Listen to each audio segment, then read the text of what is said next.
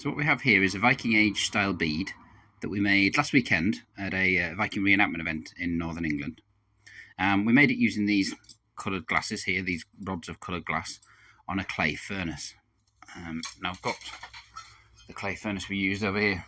As you can see, it's snapped in a few bits. We heated it up too fast. It got thermal shock. So as you can see, it's quite a small furnace. And we used bellows in here, and we worked in the top here. Now, in experimenting, we decided that this was pretty good, worked fairly well. It melted the glass as we needed to, which means it was getting up to, in this area here, it was getting up to 850 degrees, which is pretty warm for such a small area. But we had two friends there with us, Josh and Am, who had a go and had a look, and they're actual glass workers.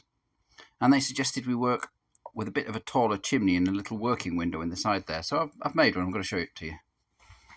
So this is the Mark II technically. So as you can see, it's pretty much the same. We're still working in the same sort of height, in the same sort of area, but the heat hopefully will carry up a bit more. Now we'll have to work higher up, and this will mean that we can keep our rods horizontal while we're working in the hot area here. So just finishing cleaning that one up, and I'm same with this one here. I'm doing another one the same as the last one because we do know that worked, just in case this doesn't work how we predict it will do.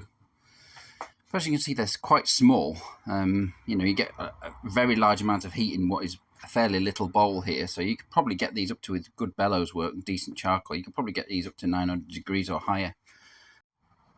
We've also got these little donuts on the top here, and they're to close it down, basically to keep as much heat in as possible, whilst giving somewhere for the fumes to go. There's another one here, and you can see we've shaped the underside to try and focus the heat up a little bit. And that one would sit on there like that. We don't actually think the Vikings used something like this. I mean, they may have had some furnaces that built more permanent ones, but we're stuck with using these glass rods to a degree because that's what we can buy, and these furnaces, because a lot of the events we go to, we need to be able to transport these things to and from the event.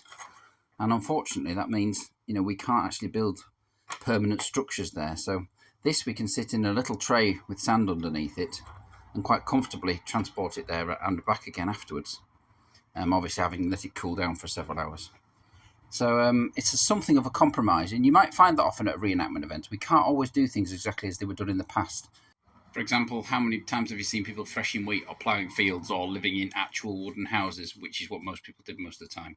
But it's all in the interest of education, and it is good fun.